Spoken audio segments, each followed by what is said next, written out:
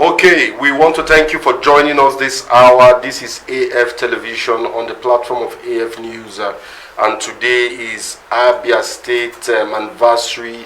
Today, Abia State marked 29 years.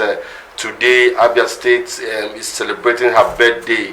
Today is the day for Abia State.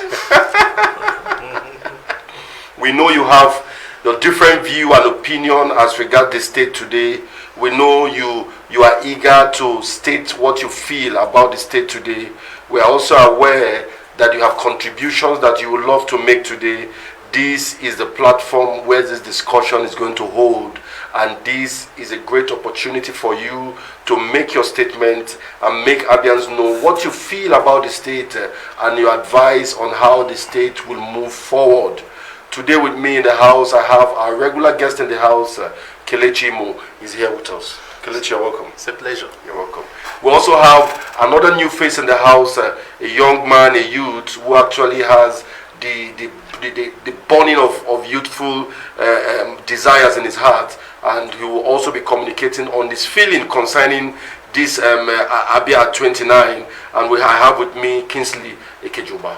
It's my pleasure to be here. Happy birthday to Abia State. You're welcome, you're welcome, you're welcome.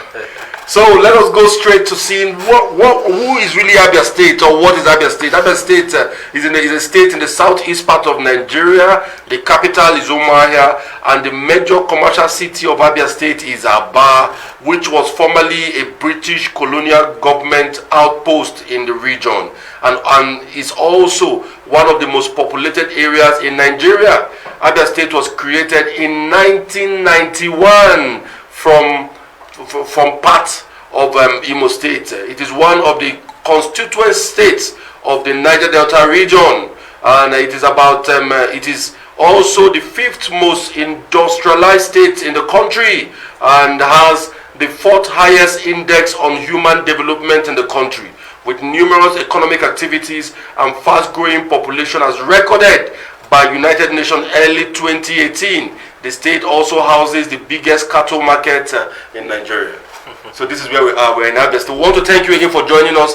Remember that if you want to join the communication, you want to send your SMS, you want to send your WhatsApp message, and you want to, both is what we can entertain today. The number is there on the screen. You're going to see the numbers. All you need to do is just to call in. All you need to do is to send your message, send your SMS, or send your WhatsApp message. You can also drop your message on the trend here, for us to also read out for others to know. We want to hear and know your view concerning this wonderful state called Nigeria. For the past few days, we've been having Abia. For the past few days, we've been having a lot of messages from Dr. Alex Soti, messages from Uchoga, message this morning from the governor, message from different people facilitating with Abians and the government on the advancement of the country. Some people have said that the country is moving in the right direction. Some people are saying the country is progressing. Some people are saying that the state is a work in progress. But some people also are not happy of what's happening in the state. So this is what we're going to be discussing today, and you will join me this hour to dissect these things, and we'll know how to move from there. Let me start from our regular guest in the house, the person of Kelechi Imo. Kelechi, Abia State is 29 years old today. What is your view of this 29 years old? Well, congratulations to all Abians. It's our day. As you can see, I'm in a special attire. Yeah, okay. 29 years, man.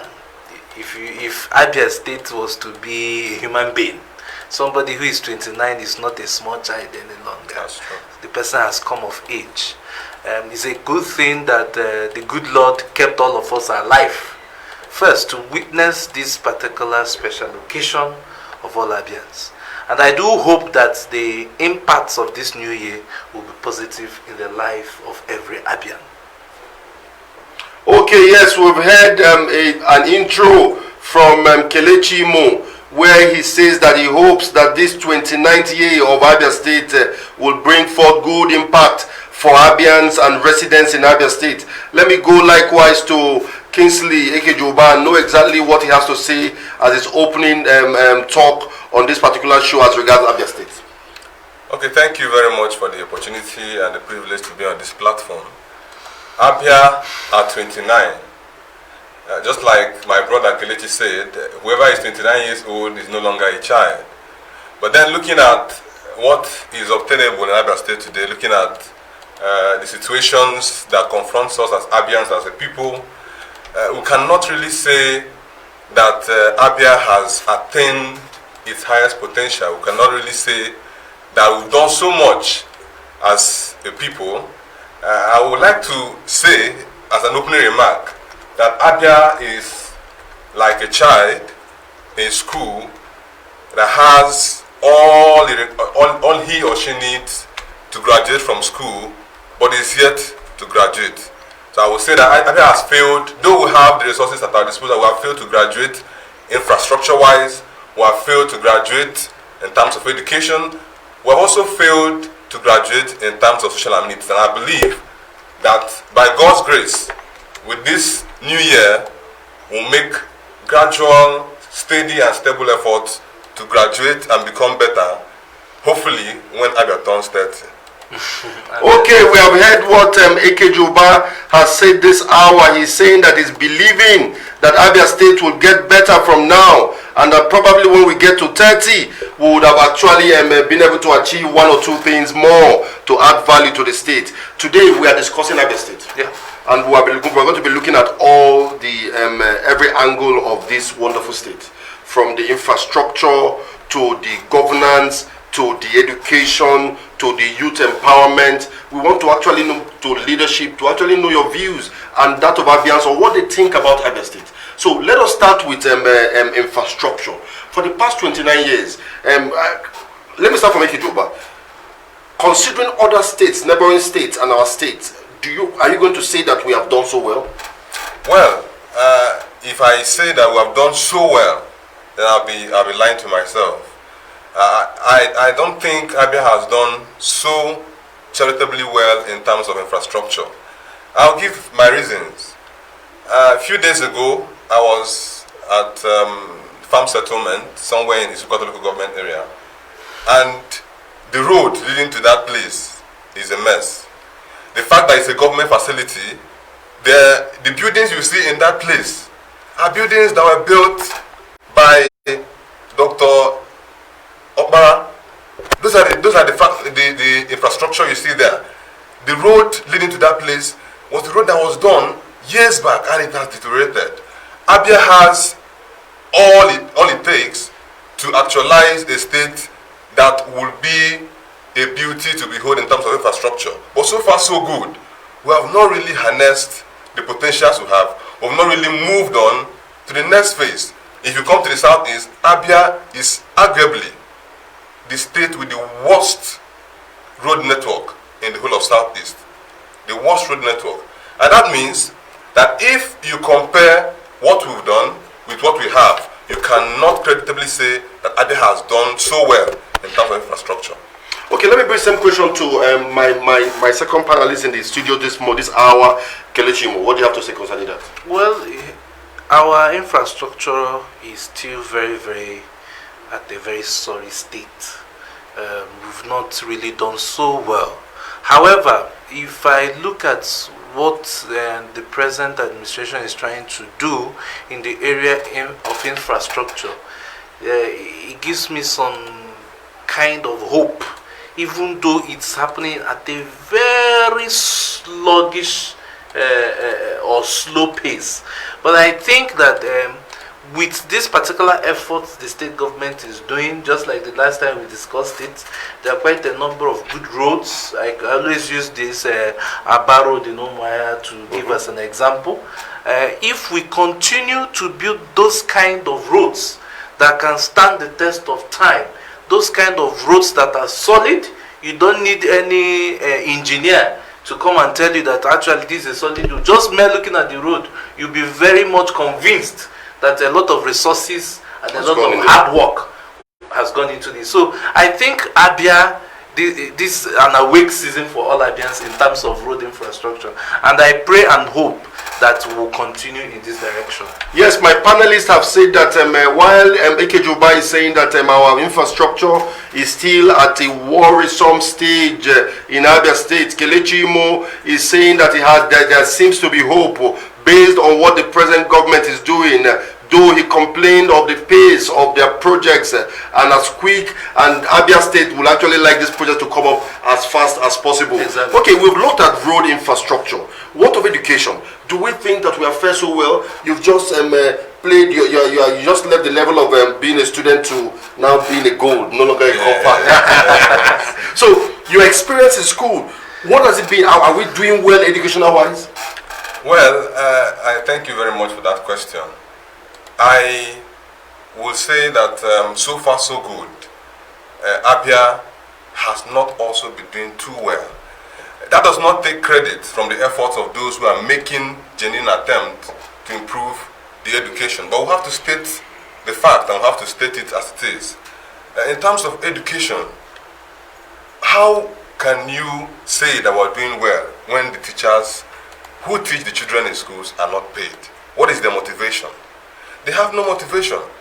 How can you say that we're doing too well when the lecturers who should be lecturing the children or the students in school are on strike and not being paid?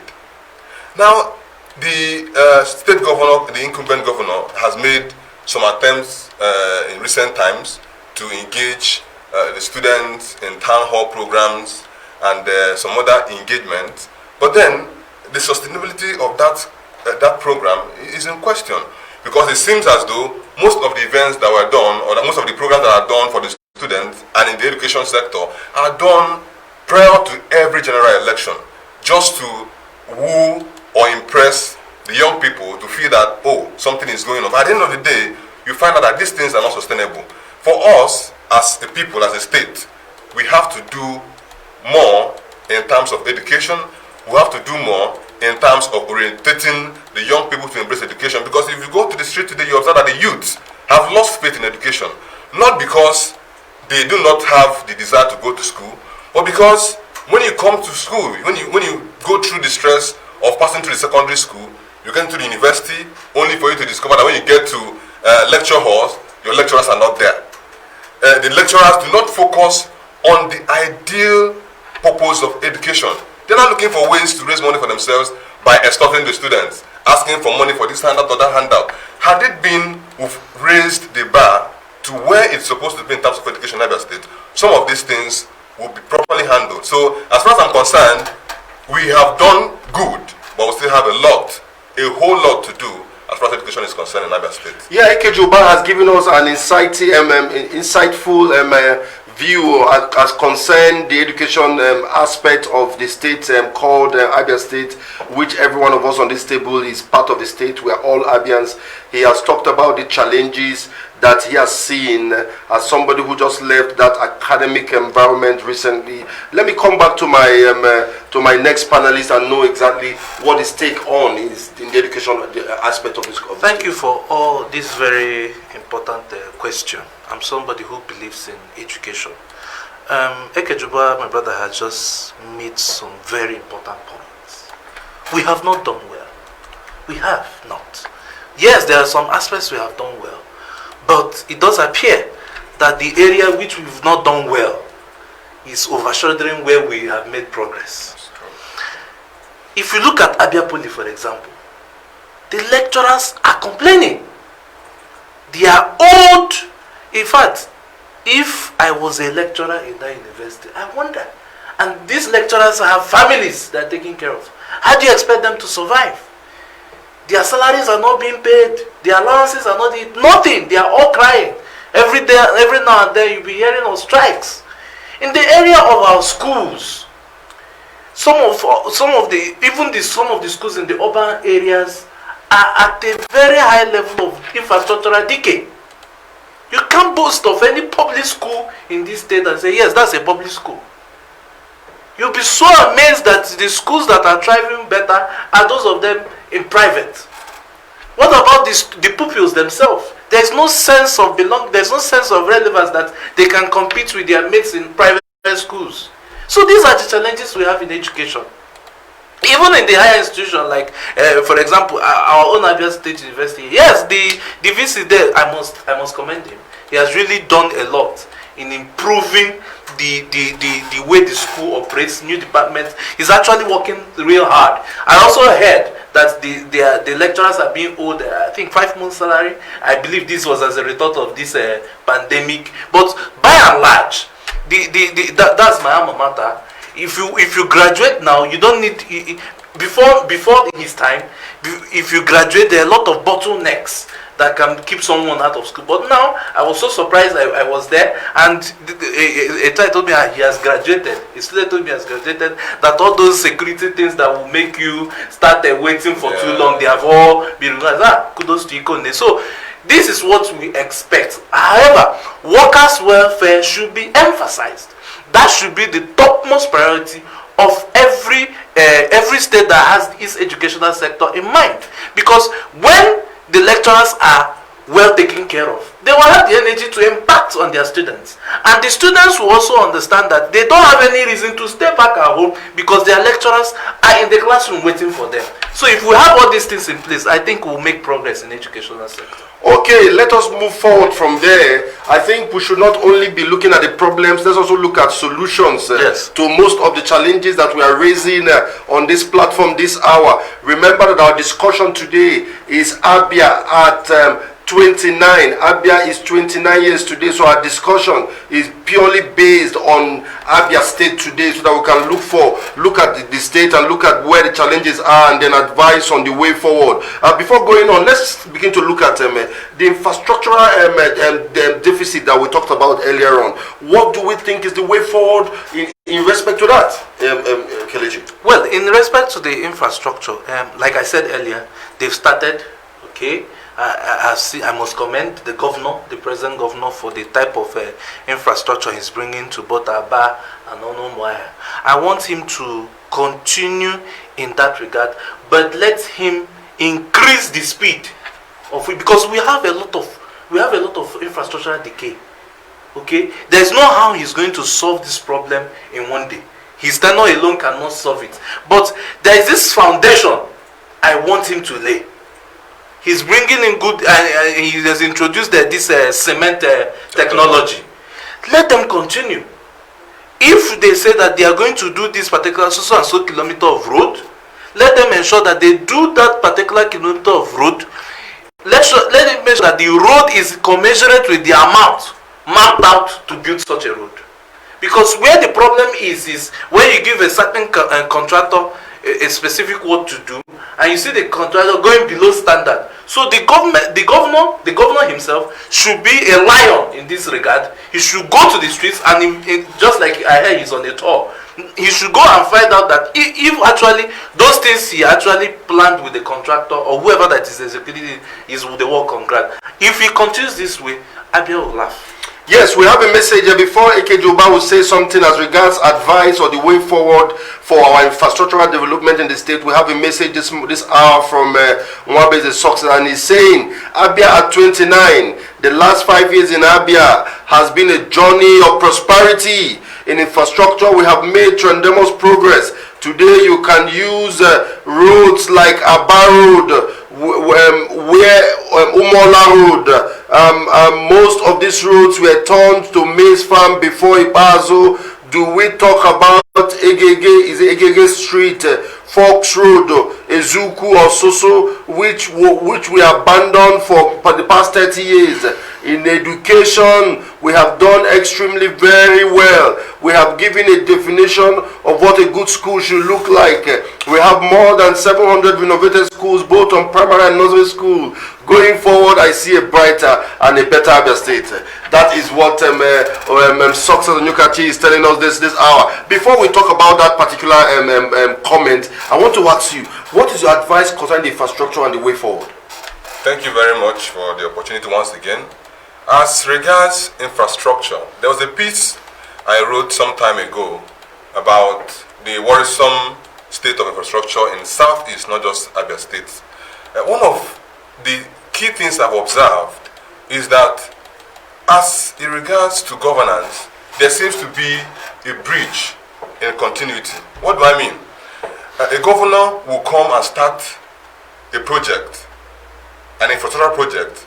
Someone else takes over from him and then abandons that project. At the end of the day, the project, you know how it works. When you start working on a road and you abandon the road halfway, the kind of deterioration that will be on that road will be 10 times worse than what it was before even the work was done on it. So that is a problem. There needs to be a well-documented piece on all these roads. There needs to be a well-defined record of this project, just like my colleague has said, a well-defined record of the project, the terms and conditions, the contract as well. So that at the end of the day, there will be a follow-up. There will be a means of identifying these projects and ensuring that these projects are completed. For instance, look at the Osisioma flyover. It's a very good initiative, powerful initiative, initiated by the incumbent governor, Governor Kezi Bazo. But so far so good. The kind of contractors and the kind of equipment you see there used for that particular bridge cannot be the same as what you see that is used in other areas. For instance, look at take River State for instance. When you go to River State and see the bridges that are done there, you see the equipment that are used, you see the contract, and you see that if and when the governor makes a pronouncement that this project is going to be completed within the space of 2 years, at the end of that 2 years, that project is done and delivered. It's well done and delivered. But in this case, you discover some of these projects outlive the time that they are given, which is a problem. So we must make sure that once we proclaim or we declare in the media that this project is taking place and it's going to take this amount of time for us to finish this project, that agreement must be stick to it. Because I believe that the state government, once you sign a contract, it means you've also been able to fulfill your own part of your own obligation as regards the contract, which means that the contractor also has to fulfill their own obligation. So we must not, as a people, treat our projects with any form of laxity. That's one. Then secondly, one of the issues again we have as regards road infrastructure in Abia State is the fact that most of the roads are built without drainages. You don't expect a road to last for 10 years, 5 years, or thereabout when you don't have proper water channel. I agree. That will move, that will ensure that when there's rainfall or there's maybe high rainfall, the water channel is effectively constructed so that the road cannot last. But you find out that most of the roads that are constructed, even the ones that are giving us problems today, do not have proper waterways. So we must make sure that going forward, every road we construct must have adequate waterway, and then that every contract we sign as regards infrastructure in this state is followed to the letter. Not that you declare that you've given a project or a contract that is going to take a year to finish. At the end of the day, you discover that this project has outlived the terms of the contract. So that's my contribution as well. Okay, yes, Ekejuba has advised that government need to stick to contract terms, needs to also stick to the quality of the projects to make sure that our infrastructural development in the state lasts. Before we continue that discussion, let's go back to our comment sessions and begin to see what people are saying. We have one Matthew Mbaka. He said that Abia at 29 should call for celebration and commendation if there were good infrastructures, roads, renovation of schools, etc., or better life for the people. Abia State capital is like an ordinary town in Ebonyi or Gombe State where there are free flow of tap running water in every state and steady light. What we have is more of a promise of promises with less action. May God help us. Yes, God is going to help us, but then that your view may not be the complete view. Of course, is your view. And I have seen one other message. Mascot to buy. He said, "My SP, I see you." I don't know who's the SP. He said, "My SP, I see you. I see you." Success Darlington say, "Right on, sir."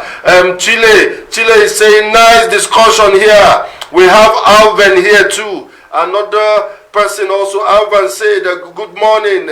Abia 29. Abia remains a work in progress. Governor Bazo has done well in laying solid foundation for sustainable economic growth, which will drive the needed development in the state. The moribund industries are gradually bouncing back, which will help create job for our teeming youths. The small and medium scale sector is receiving great attention, including agriculture. Abia was recently adjudged to be the self-sufficient in rice production. Health, education, infrastructure development have equally received great attention. All hands must be on deck to move Abia to a greater height. Alvan from Bende. That's what we have from Bende. You know, I wanted to say something concerning infrastructure. Yes, go on. Sometimes, yes, we are to blame government. What of a situation whereby there are drainages, but the drainages are blocked? The one that is even painful is, you will see, take for example, World Bank Housing Estate. All right, it's a popular estate in Umuahia. During flooding, during the raining seasons, there are some areas in World Bank that encounters massive flood. Now you discover that it's because of the gutters are blocked. Every month we embark on a cleanup exercise. It's amazing to see that even residents find it difficult to carry the shovel or what do you call it, is it spade, to come and open up those drainages in front of their own houses. You expect the government to come and also do that little one you can do, because it's annoying. Whenever you see some of these flood, it's not as if there are gutters. World Bank has one of the best drainages in this town.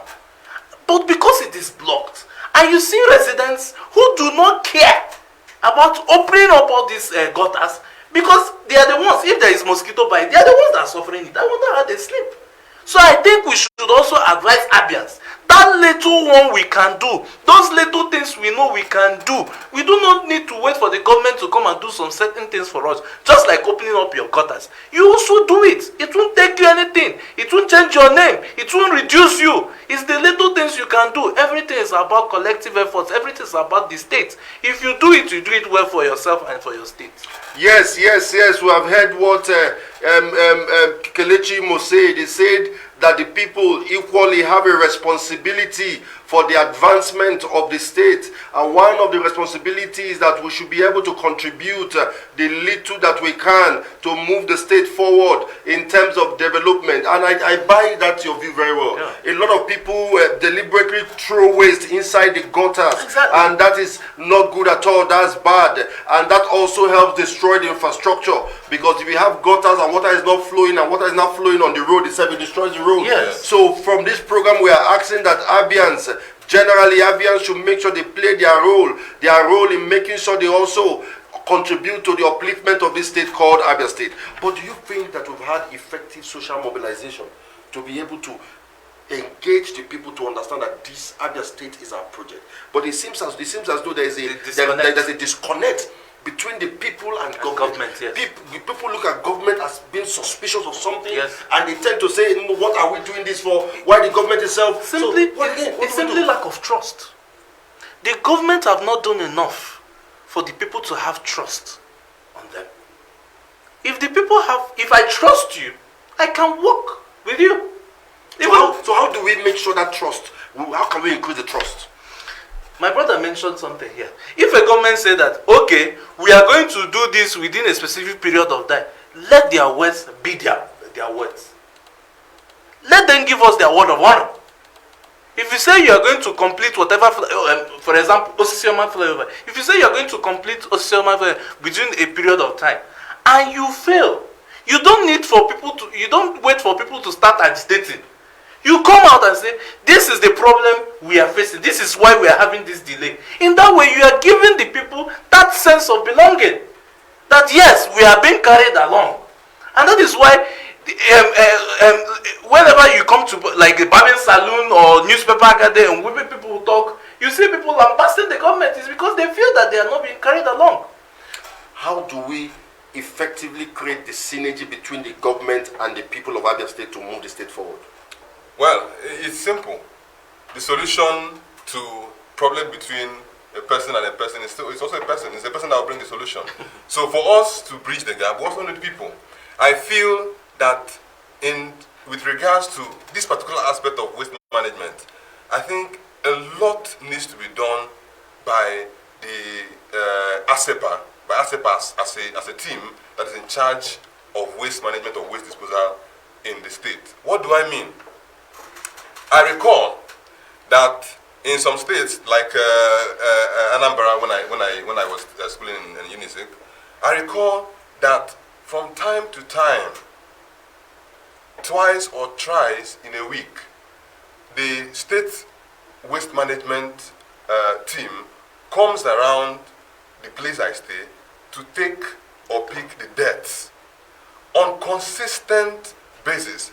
So now, when you see that the government is playing their part, you are now obliged, naturally, you have that natural urge to also reciprocate, because you'll be thinking, you even have in your subconscious mind that, oh, these people are coming on so day, so let me come, let me do what I need to do, let me bring out the waste if I have any in my environment, let me dump them at the place where they need to pick it. So it's a two-way thing.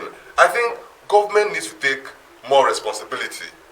It doesn't mean that the people will not play their part, but government has to take more responsibility in showing the people the direction, because most people do not know the path to take. Most because people we have a case in Abba sometimes where all the dustbins are just filled up. Yeah, because and you find that somebody will not know, will I take it to that pool? Exactly, because let me in Abuja here. The what do you call it? The municipal. They provided a kind of waste bin in front of every house. Okay? Now, what they do is, whenever the one inside your house gets filled, you come and dump it, the one in front of your house. I've never seen them. They just pass through your gate and move it. Your duty is to pay. You don't see them. It's just like when I've never seen any building that is under construction that PIU doesn't come and mark. Have you ever seen those people? No. I don't know when they move it. So if our state can borrow a leaf from them, it will be wonderful. Another thing again is that it seems as though we're having a waste management issue. We have so much waste management issue in Abia State. And I don't see entrepreneurs taking advantage of that industry, because there's a very big industry there. The problem with entrepreneurship is encouragement. I have had an experience. A young man knocked on our gate and said he was into this waste management. And we asked him how much. He said 500 naira. No, that was too much. Probably is it per week or per month or just once? Just once, that moment. It was too much. No, it's like, I would like you 500 where I can easily trek to that place. You now discover that you need to balance the economy of the town and what you are doing as a business. The guy placed it at 500 naira because he thinks that that's the only way he can make profit. An ordinary man is not ready to spend that kind of money on waste bin. It's not possible. So that's the problem with entrepreneurship here.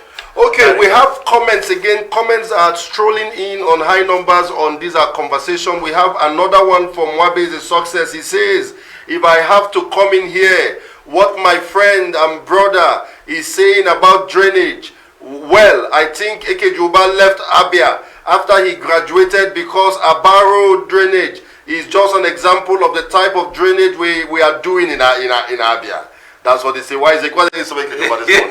Now let's move again to another issue from Chile. Chile is saying, Abia 29. We pray God will give our leaders the strength to do more. Indeed, in terms of infrastructure and basic amenities, our leaders are trying, but they must do more. Indeed, when you check the developmental terrain of other states like Ebonyi and others, you will come to realize that our leaders must put more effort to make Abia great.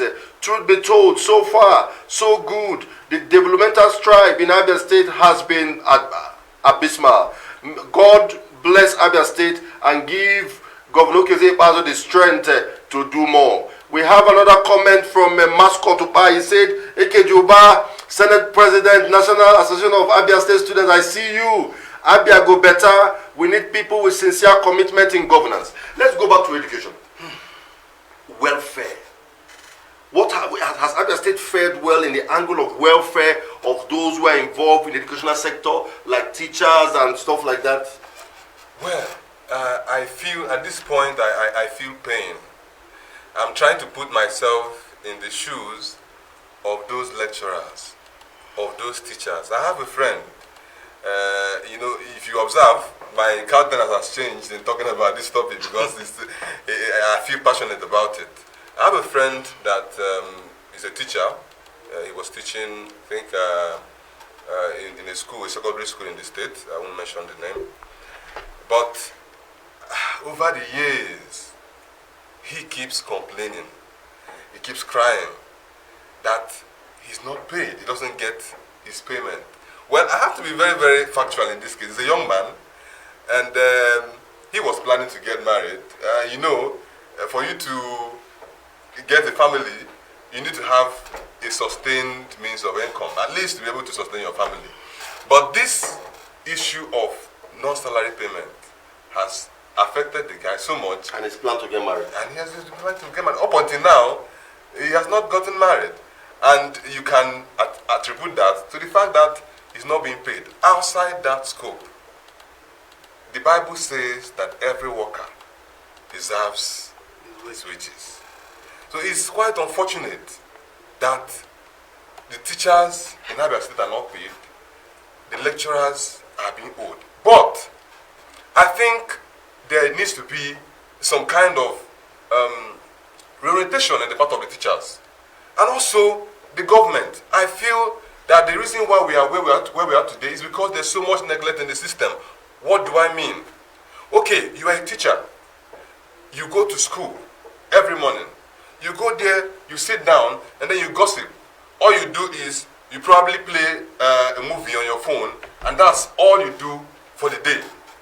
You pack your loads and go. When government does not pay you, you start complaining. What is your input in the system? Zero. Does government question it? No. You also look at the universities as well. You observe that as it is, the university is an institution for crying out loud. It should be a two-way thing. Government provides for the institution. The institution should also remit some revenue back to the government for sustainability. I agree. But you observe that in this case, the institutions do not give anything back to the government. Mostly. The way they are run, they keep making demands on the government. Expectations are high on the government. What do you contribute to the government? Nothing. So now, the government on their own do not also rise up to the challenge to say, every school should be able to manage, at least, okay, don't give us anything, but manage the institution. The students in the schools pay their fees. How does the private institutions, how are they run, the private schools? But we must put in cognizance that those schools, private schools, of course, we know how much they pay. How much is ABSU paying today? And I don't think ABSU is paying equating to any private university in this country at the moment. Because talking of ABSU, you need to ask yourself, does ABSU get any subvention from government? ABSU is supposed to get subvention from government. They are supposed to. Yes. Are they getting? That's the question. That's the question. Are they currently getting subvention from government? Because if they are getting subvention from government, there's no how that school fees will be that high. But even at the rate at the school fees at the moment, it's not still equate to any private university in this country. Because obviously you know that private university education is expensive. Yes. That's the truth about it. Yes. So state government universities are meant to subsidize, to make it available for other people that their families are not rich, civil servant families to be able to get access to university. If we all want to make it private, I mean, people want to invest in this country. Of course, of course. But if you subsidize, you must follow up. Yes. It's not enough to say you are giving some funds to the universities and you don't monitor the output. You don't monitor what. Look at Abia State College of Education, Arochukwu. It is a shame. Is that one still working? In fact, I have a friend whose father is a staff of that university. The man is tired. And you know, I used to know those days when Abia State Polytechnic in Aba, when you go to that university, you see so many people from other states coming in, trooping. But now this strike upon strike has made people stay back and do not come again. Exactly. Let me state one thing to support what you're saying. During my days in school, I was active in student unionism, so I was always moving from one campus to another. At that point, there was a competition that was held for computer science students, national. Abia Poly came out top in that competition, national Association of Computer Science Students. It was Abia Poly that won that competition. To show you the level of education in Abia Poly then, it's unfortunate that just how many years down the line, the whole thing is a complete opposite. The whole thing is a complete mess. There is no defined system in Abia Poly today. There's no department or faculty that you can say this department is functional, this faculty is functional. You come to management, they've changed. I think they've changed management about 2 times now, but yet the solution is not yet in sight. So we should be using this medium as we are celebrating 29 years of Abia existence. We should also ask these questions and look into them. If anyone is found guilty or responsible for mismanaging or misusing the university's resources, the person should come out and stand up for it and stand up for it. The person should pay for it. You don't use your own selfish interest or your own selfish ambition to blacklist the future of thousands of Abia students. Most Abia State students find it easier to go to school to these institutions here because it's closer to us. The transportation is going to cost you. The logistic responsibility you have to bear for going to school outside Abia State will be tremendously reduced when you go to school within the state, provided that the same quality of education is given. But here, you observe that the decay is so much. And I believe, that since someone was responsible for the success Abia Poly recorded and asset I recorded at that time, someone also has to be responsible for the decay that it is witnessing today. So it's now the responsibility of the government to fish out those persons that, under their administration, under their watch, these things went down, and ask them questions. As regards Abia Poly, we got information some time ago that even the security posts, those gates, that they have close to 80 gatemen who open gates. And if you go to the canteen, normally canteen in the high institution where independent people come to sell their goods, but now they have staffs, they have university polytechnic staffs who are assigned to that place. In the library, which is I believe not even as big as this our studio, they also have more than 100 staff there. So you find that they have a major overstaffing issue, and it's difficult to even relieve it through their work, because if you want to relieve it, you see, this is where when we play politics, and obviously, let me even say something. Obviously, if you are overstaffed and the income you're making in the university is not commensurate, of course you lay off. You must lay off. How do you lay off in this environment that we are? You see, that's another thing. Hey, that's another thing. You see, this is what happens when you play politics with education. What has happened in Abia Poly is simply trying to settle people interest. Maybe they make you a commissioner or something. Just giving jobs. You're just giving jobs. You have been commissioner. Maybe you were commissioner in the first time. The commissioner, you're not putting him in a tight corner. He has to do everything to fix up. And at the end of the day, it's the system that suffers. And then there was a particular loan that was collected for by some past board members of Abia Poly, what millions of naira, which the government, the government had to come in and clear up those loans for the solution to be sustainable. Yes. Is the major problem in Abia State not mismanagement? It's mismanagement. It's mismanagement from the people who are vested with the responsibility of managing some of these things. It's pure financial malfeasance. That's what it's called. Then do you think the state have done enough to prosecute people? No, they've not done anything. They've not done anything. They've not. Just like you said, I don't think it is even financially advisable to clear a loan you do not know what it was used for, a loan, money that was collected and can't be accounted for. I believe that it is in the spirit of, it's in with the magnanimity of our governor that he felt, okay, let me just clear this off so that the students... It was already working because the bank was already waiting. The bank had gotten some five failures, and then the bank is also waiting for any income that comes into the school, they pull it out. So that's the issue. But then, who is responsible for the loan? That's the major issue. That's one question. Okay, moving forward, we have comments here. Yes, we'll be going on a few seconds break. We want you to stay tuned as we're going to be back very soon.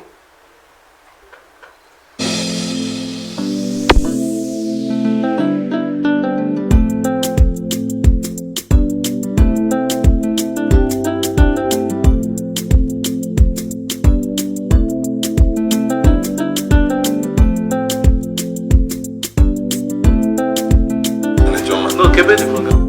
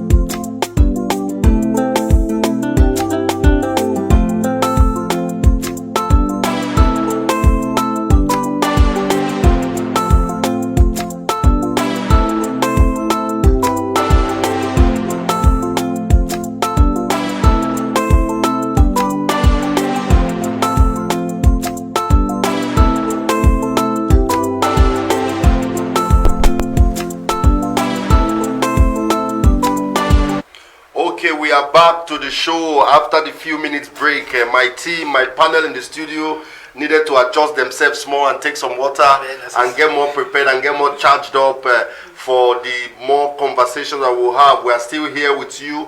We are still here with you. My name remains Emenike Rebu, the anchor of this show. And on my left-hand side is Kelechi Imo, while on my right-hand side is Kingsley Ekejoba. You're welcome, my people. Let's see some comments here before we go on with our discussion. We have one comment from Success Darlington. He said, Abia is 29. As Abians, we should not give up on her. She is ours, and we have a better stake in this state. Let all hands be on deck to change the narrative of our beloved state, and together Abia will rise again. Long live Abia State. That is from Success Darlington. That's a good word coming from Success Darlington. We have another word again from Becky. Becky is saying, what are we celebrating? Can someone give me just a reason why Abia State should say? Because we are all alive. Because we are alive. We are celebrating because you are alive, Becky. Okay, let's see another Mark Richard. Ejiofor say, good morning, everyone, and long live Abia State. I am suggesting that the welfare delivery stakeholders in Abia State should embark on more sustainable development project to move Abia forward. A virtual audit of Abia State's balance sheet for the past 29 years is not encouraging in terms of welfare service delivery. Most citizens in some of the local government areas are not celebrating the return of Abia State creation. A peculiar case is the road in the Sukwato local government area that has been forgotten due to party policies. That road needs maintenance for a long time, and I hope that the current governor, Dr. Okezi Bazo, will do something to ensure that lives and properties in that area is guaranteed before the 30th anniversary of Abia State. Long live Abia State. Dr. Chibuzo Ejiofor, political analyst in diaspora.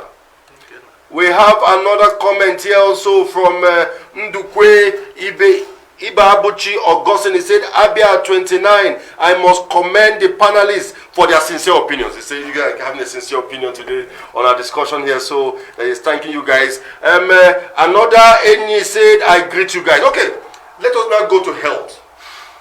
Yes, we wanted to assess health before we go to health, before we go to security.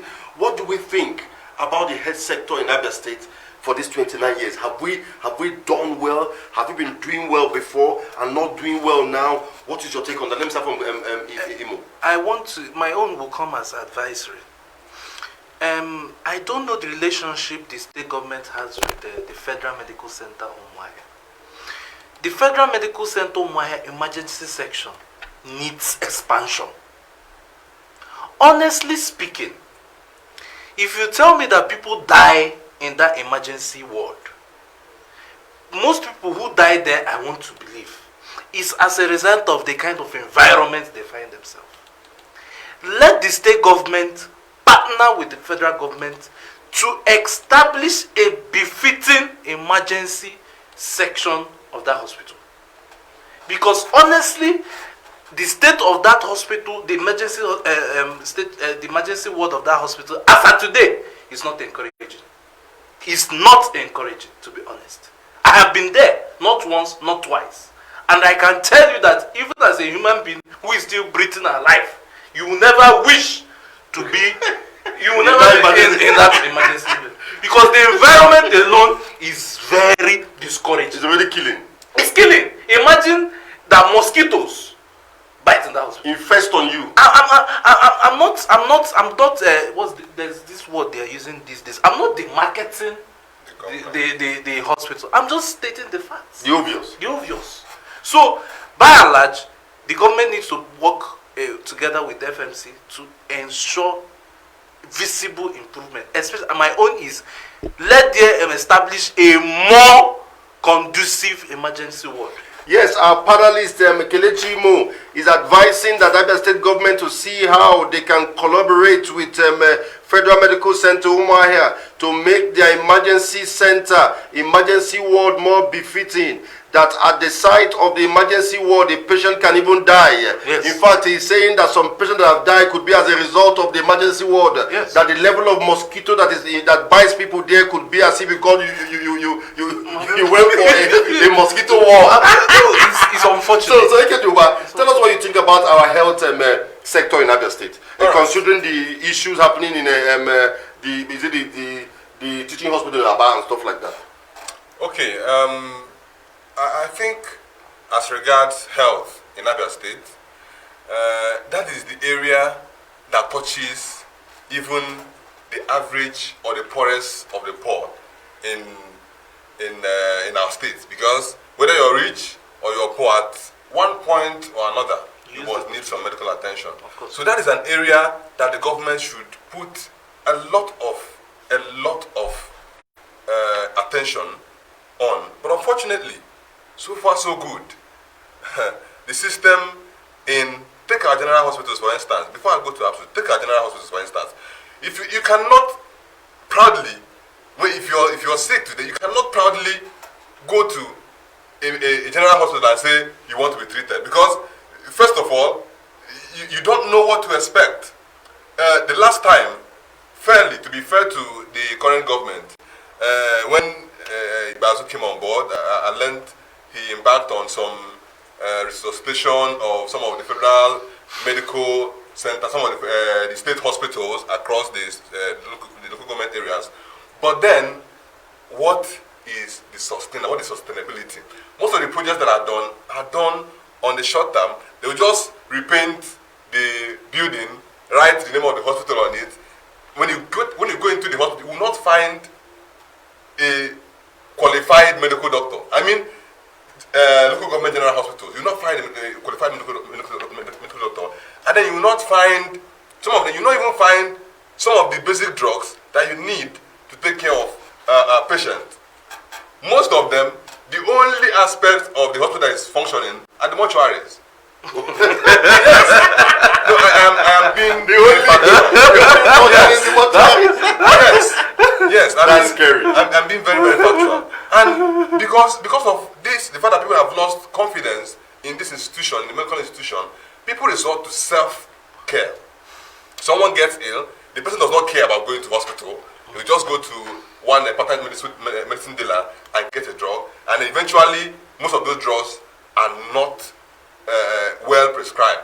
So they take them and they abuse these drugs as a result of the fact that our medical system is in dire need. In fact, I believe that if for anything, the state government should, even as a matter of urgency, declare a state of emergency in the health sector and education sector. These two things has to be handled effectively. Still on health sector, I must, in as much as yes, we've seen what is wrong about it, we must commend the Abia State, the one at Amacha.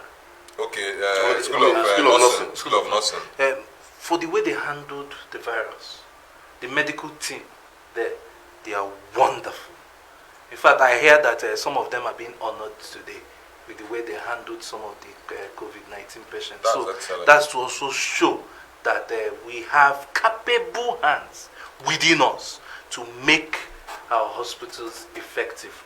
What they just need is that little push, that little support from the government. Okay, I remember. Let me say that I remember a story that the governor himself said that he visited Isukwato and he went to the teaching hospital unplanned. On getting to the general hospital unplanned, that when he got to that hospital, he actually opened the gate himself to drive in, and he got there. He didn't see anybody there. He didn't see anybody.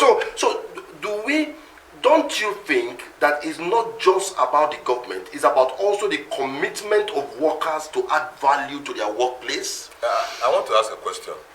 Are those workers paid? That we should ask the government. because you run... This one is funny. so if you run a business, you have an establishment. Yes. Now, if you pay somebody for a job, and the person does not deliver on that job, what do? You sack the person, and you cannot hold. And then so many of these doctors have private hospitals. Yes. They are focused on the private hospital, and even the government hospital themselves. The question will ask, what led them to opening a private hospital? You should ask the government. But sincerely, in that line, I think we also as the people have to understand the medical line. The medical line requires not just it's not like every other profession. The medical line requires also passion. You have to be passionate to be in the medical line, to see people, to alleviate people's suffering. So I think also our doctors and our nurses should also try to practice their profession and see how they can get down to the average person. Outside that, we have a lot of work to do individuals outside this country. Okay, we are still on the program where we are dissecting Abia at 29. We are looking at the challenges of Abia and the way forward, where we have gotten it well, where we have given ourselves pass marks, where we have not given ourselves pass marks, and we are also looking for the way forward to these challenges. But to my own view, I think that there's a need also for us to get more commitment to these people working for Abia State, because I find that most of them are so nonchalant. No matter what, no matter the problem, as a health worker, you should have so much concern about the people you are taking care. Okay, let's look at some comments on our platform now. It's coming. This one is from Enyi. He said, "I'm from Abia State. I'm pure Ungwaman, but I reside in South Africa. It's very sad when all your friends don't want to invest in your town. There is a lot of negativity concerning Aba, a lot of negativity concerning Aba. Let's check again the health sector. Success is here again. He has made another comment. He said, meaningful contribution have been made in our health sector. Renovation of healthcare centers across the state, linking them with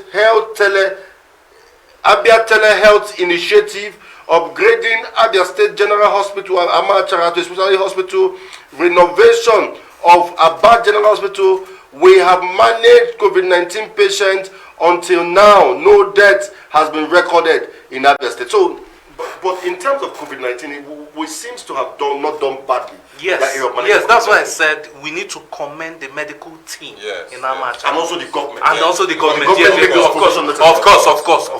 course. We need to commend both sides. And also commend the federal government for bringing this diagnostic center. Yes, there's a new. Did they bring anyone? There's a new one. Yes. Okay. Let's look at another message again from the same end. He said, but we have an indigenous governor. We are not happy after making real money, and you cannot invest in your town because of bad roads, electricity, etc. So it's so appalling. Well, then I want you to just calm down. You can invest in Abia.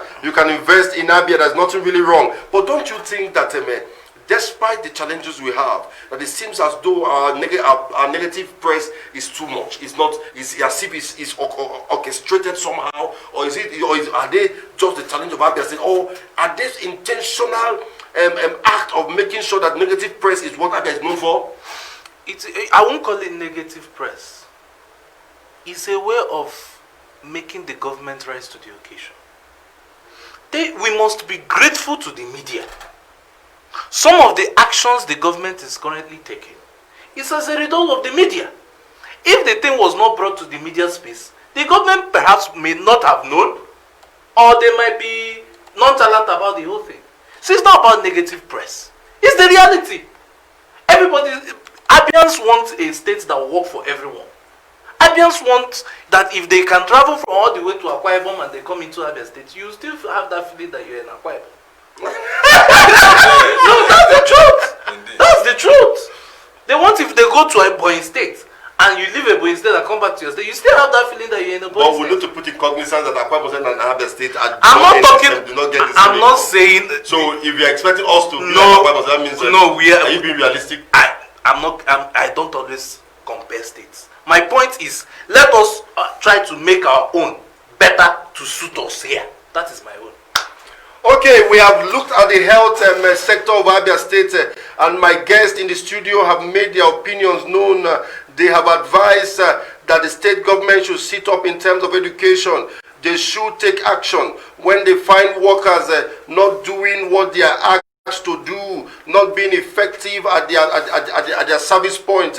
So now we'll be going to security. Let's look at security now. My panelists, considering where Abia was in security like 7 years or 8 years ago, and now this 29 years, what will you say concerning our security architecture in Abia State? Well, I think this is one area where I have to applaud the efforts of the government, because I remember and I can recall in those days kidnapping used to be the order of the day in Abia State. There was a time when you can't walk on the street and walk with your gadgets or your money or whatever it is, whatever material possession you have.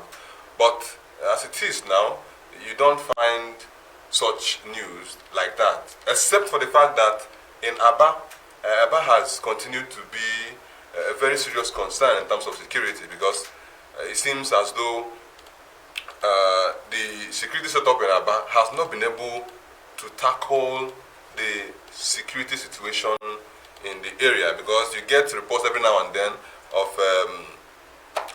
handset snatching and all that, and the fact that people don't walk around easily, especially at night, because of some security concerns. But overall, I think some of the initiatives this government has put in place has been helpful. The neighborhood watch is a very, very, very, very applaudable initiative. I think using our people to secure our people is the best guarantee, because if anyone is passionate, if anyone should be passionate about saving lives, it should be our people. So using our young people, or rather employing our young people to be a sort of security outfit for the sake of the state is a very, very good one. I think so far so good. We've not gotten any negative news as regards that particular policy. So I think it's a very great project for the government. I agree with him in total. Security business is everyone's business. So far so good. We have a crime low society as of today. So I think that moving forward, the government should do more, equip more, and encourage more young people to do that same line. So okay, our guests in the studio are saying that in terms of security, Abia State has fared well, better, far better than so many other states, because in the state today you do not hear so much of rampart of criminal activities, or like those days of Osikampo. no, you know, I had an experience. We say Osikampo. No, I don't know, but I know.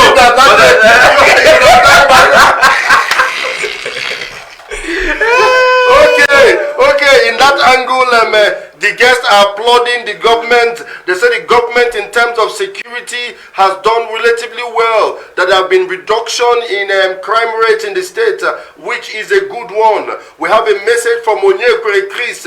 He said Abia 29, Abia State is a total quagmire. No infrastructure and amenities, workers are not paid, education is dead, and the government chasing shadows.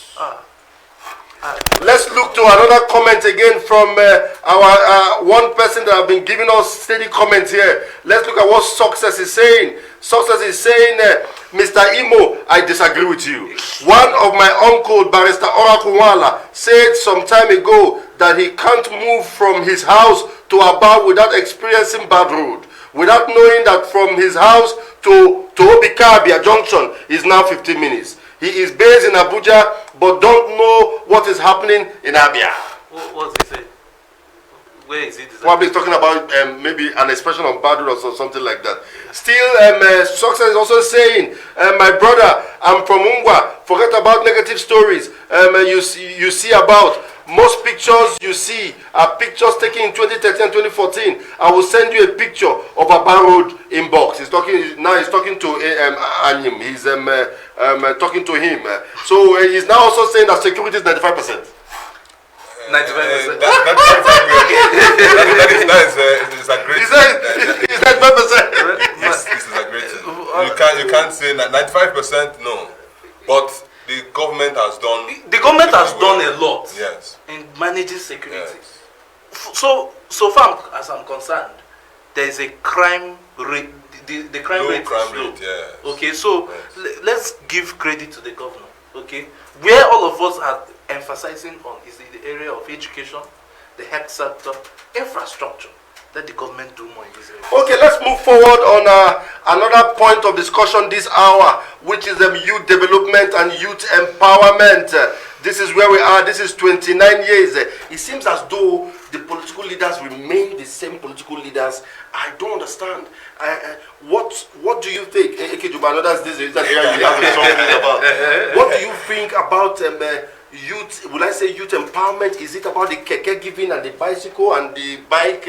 What is it about human resource development of the youth and youth empowerment? What do you think in the past 29 years? All right.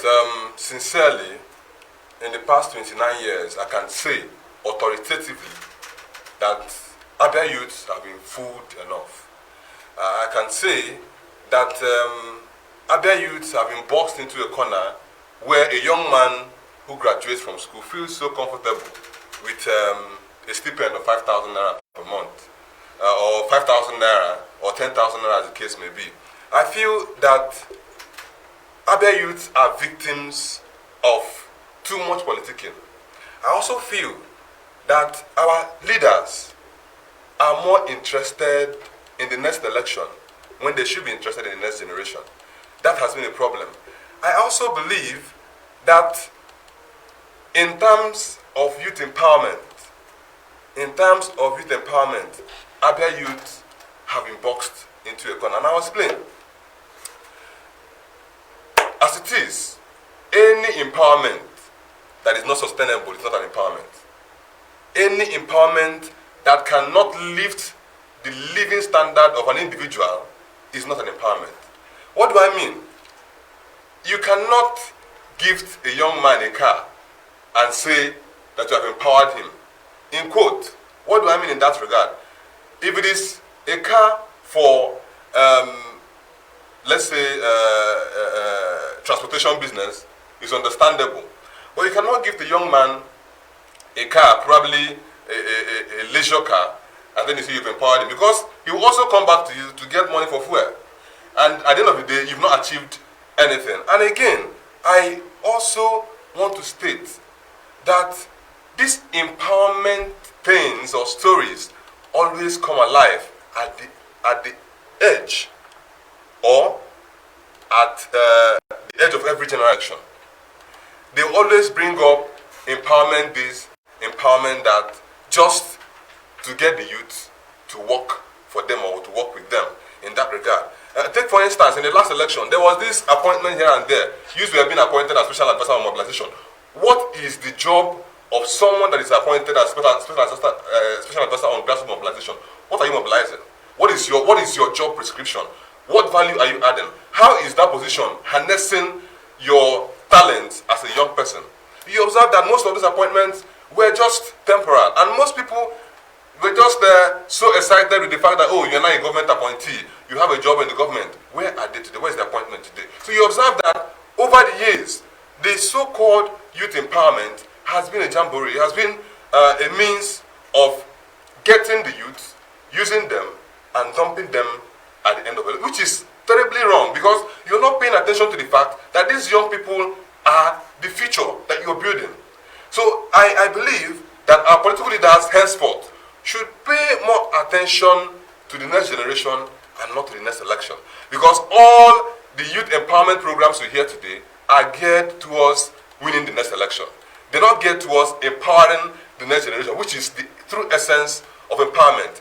Again, we should reduce the level of engaging youth in non-functional, irrelevant government portfolios. We have issues. The youth should come as solutions to those issues. We have issues in health sector. We have issues in agricultural sector. We also have issues as regards infrastructure.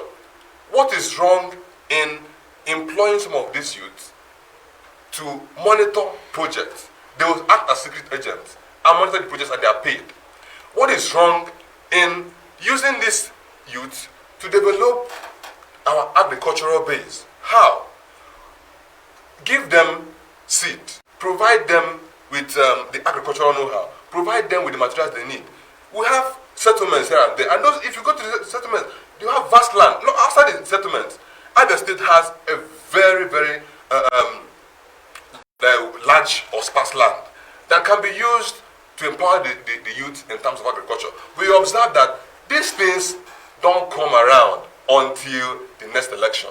So when the election is coming close, now towards 2022, 2023, you start seeing empowerment plans, you start seeing youths being empowered with vehicle, being empowered with government appointments, you start seeing youths being given some peanuts, and at the end of the day, the leaders, the same leaders that have led for a very long time, comes back to power and they go back to status quo. Now when the youth tries to contact any of those leaders again, they will not pick the call. Yes. Yes. Kelechi, you've heard what Kingsley Kejuba have said. What is your take on that? Kingsley said with so much passion. That is his angle. I carefully listened to him. You see, it's quite unfortunate. It's really unfortunate. I cry each time I see some of the young people. Some of them I can't really have a meaningful conversation with them, because I'm saying this because it's painful that they've been so, let me borrow your expression, they've been so boxed in such a way that they only see their immediate environment. They don't expand their thinking. I expect Abia youths to think more and act more, other than becoming a stooge to someone or tying your destiny to someone's apron. Okay, no one has your destiny. Only God has your destiny. I believe in working hard and working smart. And my advice to all Abia youths is, I know it's quite a difficult terrain, especially now that we see politics as the only viable venture or business anyone can go into. I wouldn't blame them, because the old ones have really not done well, and the young people really want to take it by force. But it's also amazing seeing how a young person can be bought because maybe your principal bought you an iPhone to go and be lambasting his enemies on social media. Exactly. Are you getting it? It's insulting. It's demeaning. It doesn't make any good sense, because what you need to ask yourself is, when job opportunities come, will that same principal of yours recommend you? I don't know whether you're getting me. Will that principal of yours recommend you? Will he want you to follow her? You say you are director of protocol, you are director of this, director of that, SA this, SA that, all these SA things. What does it add to yourself? Can you compete with your mates outside the country? Okay, we are at the rounding up or the winding down stage of this program. We want to have an assessment of Abia State in percentage now from both of our panelists this hour. Before we do that, let's have a message that just dropped now from one basic success. He said youth empowerment. Abia State government under Governor Kezi Bazo don't buy idea of keke empowerment. The government of Dr. Kezi Bazo sponsored 30 Abia youth to China to learn shoemaking. About 20 was sent to Turkey. It doesn't end in learning a skill. A grant will be given to you for an example in Abia Jeep loan. The governor markets the product of his people in terms of youth empowerment. I give him applause. That's what I think this guy is supposed to do to the government. No, I have some objection to it. You know, I like being factual. Okay. 30 youths were sent to China to learn shoemaking. I can say that one of the youth that was sent to that particular program, that was part of that program, did very well. She's one of the awardees. They gave him 1 million. Yes. But up until today, she still operates with local machine. He's saying here that they were empowered with. No, but recently the governor is going to launch what's it called the new shoemaking factory in Aba. Let it be launched before you start claiming we should be factual. If this has been given, and you say it's been given, it should be seen that it's been given, not when you are still anticipating that it to be given. You now start claiming or start making a pronouncement that it's been given. Success is talking on behalf of.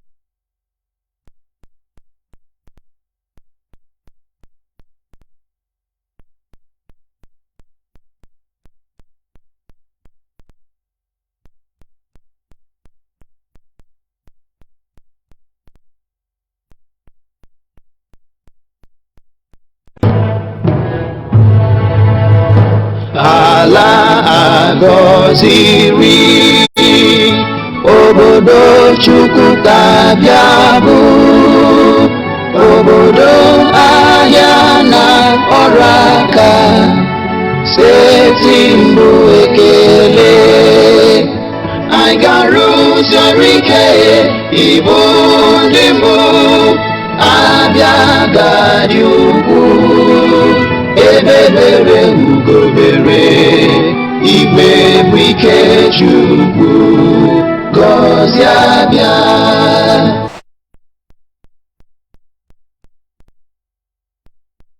aka seti mbụ ekele anyị ga-arụsi ọrụ ike ịbụ ndị mbụ Abia ga-adị ukwu ebebere ugobere igwe bụ ike Chukwu gọzie Abia